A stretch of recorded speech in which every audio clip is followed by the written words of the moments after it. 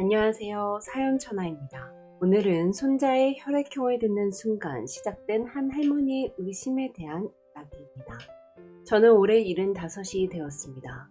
살면서 참 많은 일을 겪었지만 지금부터 말씀드릴 일은 제 인생에서 가장 부끄러웠던 일이자 가장 큰 깨달음을 준 일이었죠.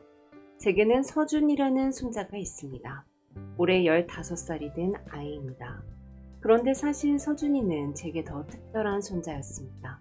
아들과 며느리가 결혼한 뒤 무려 10년 동안 아이가 없었기 때문입니다. 처음 몇 년은 괜찮았습니다. 요즘은 아이를 늦게 낳는 부부도 많으니까요. 하지만 5년이 지나고 7년이 지나자 저도 모르게 마음이 조급해지기 시작하더군요. 친구들은 만나기만 하면 손주 자랑이었습니다. 휴대전화 사진을 보여주며 웃고 떠드는 모습을 볼 때면 솔직히 부러운 마음도 들었죠. 그래도 며느리 앞에서는 절대 내색하지 않았습니다. 누구보다 속상한 사람은 그 아이였을 테니까요. 아들과 며느리는 정말 많이 노력을 했습니다. 유명하다는 병원도 찾아다니고 불임치료도 받고 시험관 시술도 여러 번 시도했죠. 기대했다가 실망하고 다시 희망을 품었다가 또 무너지는 모습을 곁에서 지켜보는 것도 참 힘든 일이었습니다. 한 번은 며느리가 제 앞에서 억지로 웃으며 말한 적이 있었는데요. 어머니, 다음에는 잘 되겠죠.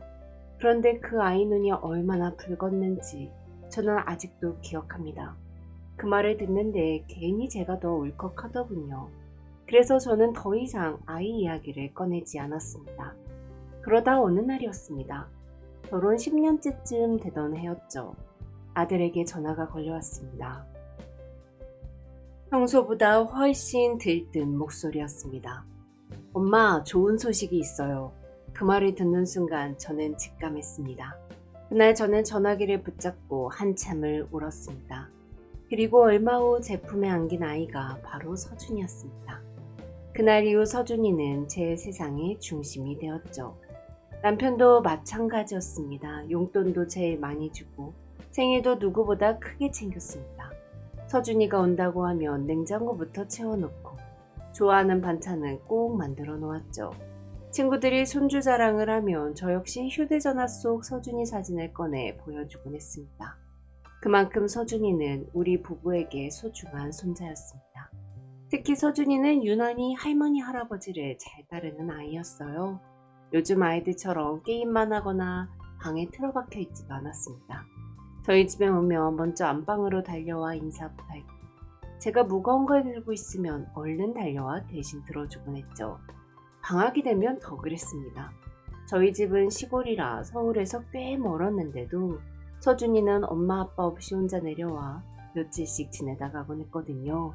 처음에 며느리가 좀 걱정했지만 나중에는 방학만 되면 서준이가 먼저 내려오겠다고 조를 정도였어요. 낮에는 할아버지를 따라 텃밭에 나가고 저녁이면 저와 함께 마당 평상에 앉아 수박을 먹으며 이야기를 나눴습니다. 저는 그 시간이 그렇게 좋을 수가 없었습니다. 그래서인지 사람들은 종종 말했습니다. 서준이는 할머니 할아버지가 다 키웠네. 그 말을 들을 때마다 저는 괜히 웃음이 났고요. 그렇게 서준이는 우리 가족의 자랑으로 자랐습니다. 그리고 서준이가 15살이 되던 해 제 칠순잔치가 열렸습니다. 가족들과 친척들이 모두 모였습니다.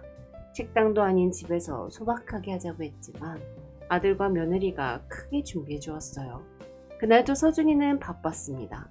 친척들 음료를 다 챙기고 할머니 다리 아프다고 의자를 가져다 주고 음식 나르는 것도 도와주고 누가 시키지도 않았는데 스스로 움직이는 아이였죠. 우리 서준이는 참 착해. 제가 그렇게 말하자 친척들도 고개를 끄덕였습니다. 요즘 애들 같지 않네. 할머니를 얼마나 챙기는지 몰라. 저는 괜히 어깨가 으쓱했습니다.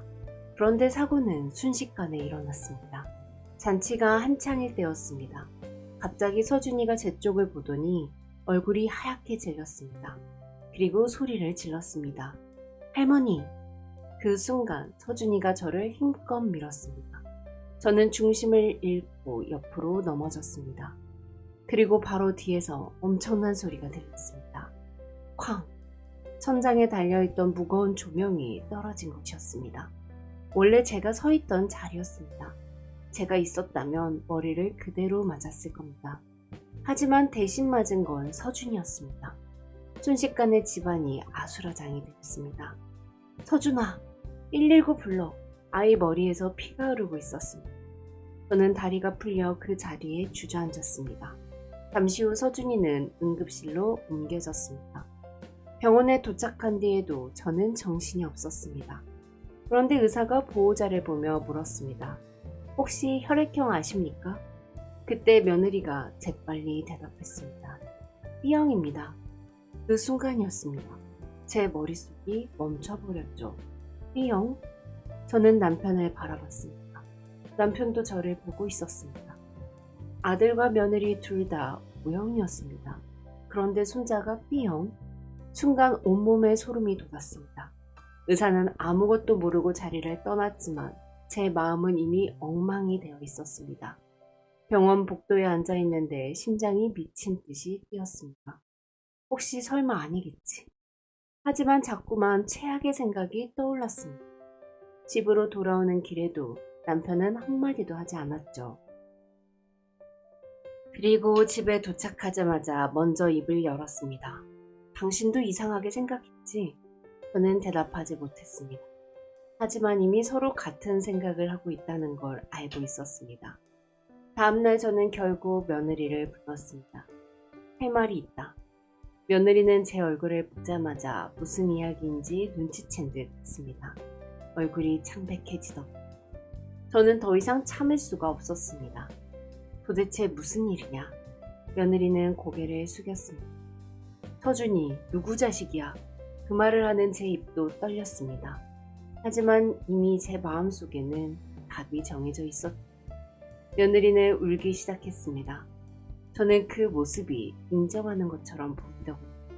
남편도 화를 참지 못했습니다. 15년 동안 우리를 속인 거냐? 며느리는 계속 울기만 했습니다.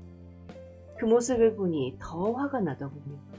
제가 그렇게 사랑했던 손자였습니다. 목숨보다 귀한 손자였죠. 그런데 그 모든 것이 거짓이었다고 생각하니 배신감이 밀려왔습니다. 그때 방문이 열렸습니다. 아들이 들어왔습니다. 그리고 조용히 말하더군요. 어머니, 그만하세요. 저는 아들을 노려봤습니다. 너도 알고 있었니?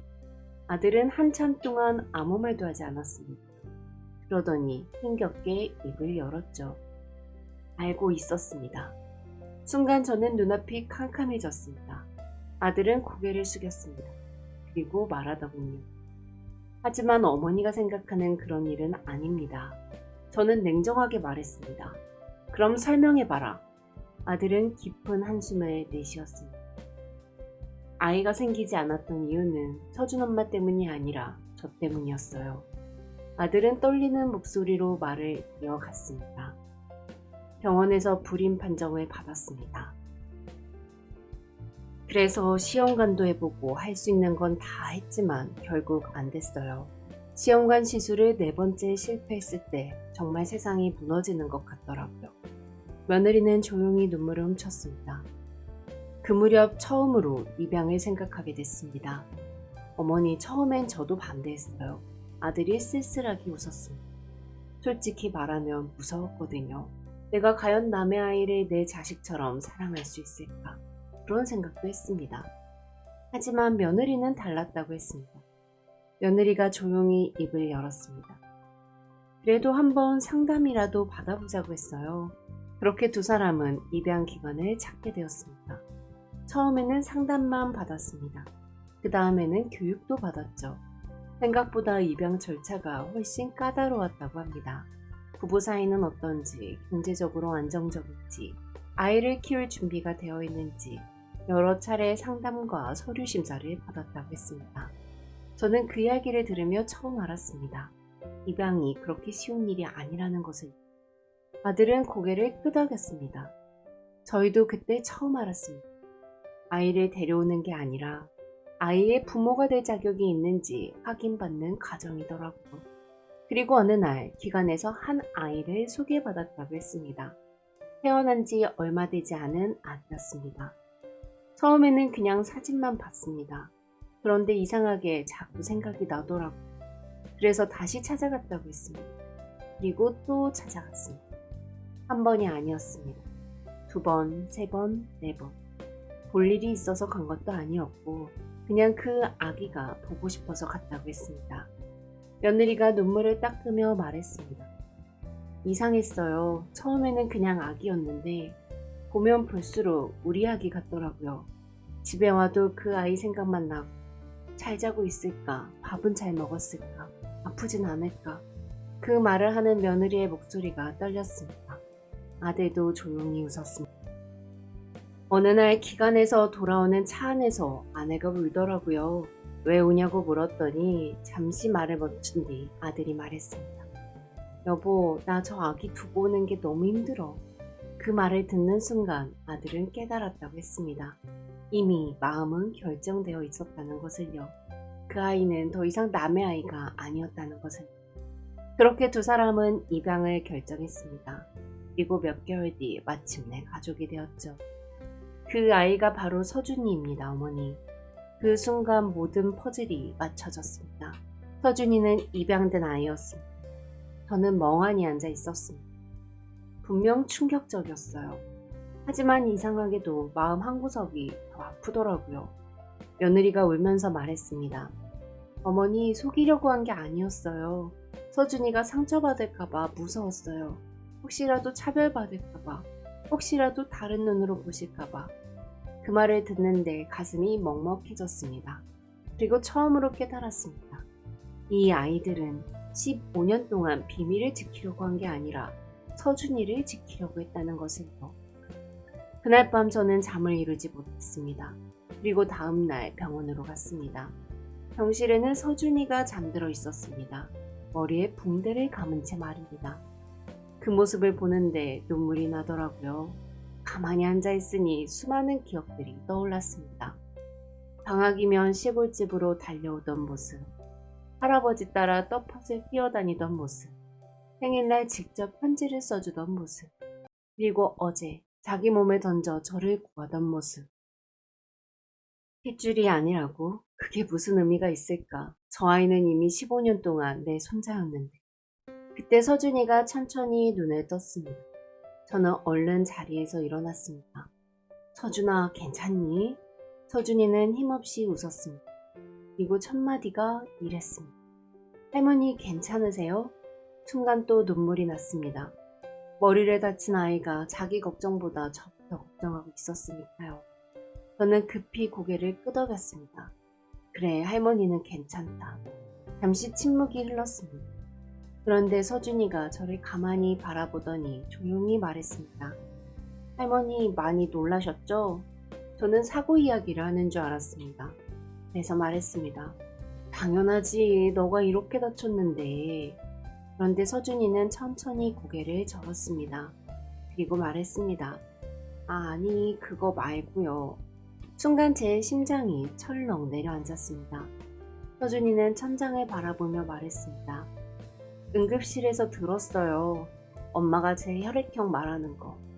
저는 아무 말도 하지 못했습니다. 아마 할머니랑 할아버지도 들으셨을 거예요. 병실이 조용해졌습니다. 그리고 서준이가 먼저 말했습니다. 할머니, 전 입양된 거 알고 있었어요. 그 순간 저는 아무 말도 할 수 없었습니다.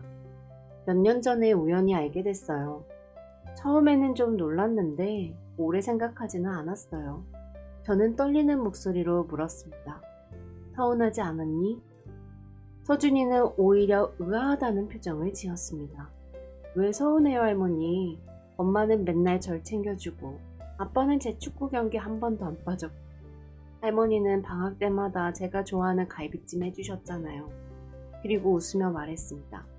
저는 한 번도 가족이 아니라고 생각한 적 없어요. 저는 결국 고개를 숙이고 말았습니다. 그런데 서준이는 여기서 끝내지 않았습니다. 사실 언젠가는 다 알게 되실 거라고 생각했어요. 그래서 걱정을 좀 많이 했거든요. 혹시 할머니가 상처받으실까봐. 저는 겨우 입을 열었습니다. 그 사실을 알고 있었으면서 왜 나를 구했니? 서준이는 진짜 이해가 안 된다는 표정으로 웃었습니다. 혼자가 할머니 구하는 건 당연하잖아요. 저는 결국 울음을 터뜨리고 말았습니다. 핏줄을 따지고 있었던 건 저뿐이었습니다. 서준이는 오래전부터 가족이 무엇인지 알고 있었는데 말입니다. 그날 저는 깨달았습니다. 가족은 같은 피를 나눠서 되는 것이 아니라 같은 시간을 나누며 만들어지는 것이라는 걸 말입니다. 15년 동안 저를 할머니라고 부르며 사랑해준 아이, 위험한 순간에도 저를 먼저 생각해준 아이, 그 아이는 처음부터 제 손자였습니다. 피 한 방울 섞이지 않았더라도 서준이는 제 손자입니다. 어제도 그랬고 오늘도 그렇고 앞으로도 영원히 그럴 것입니다. 사연을 들어주셔서 감사합니다. 여러분이라면 이 사실을 알게 되었을 때 어떤 마음이 드셨을까요? 댓글로 여러분의 이야기도 들려주세요. 다음 사연에서 다시 찾아뵙겠습니다. 감사합니다.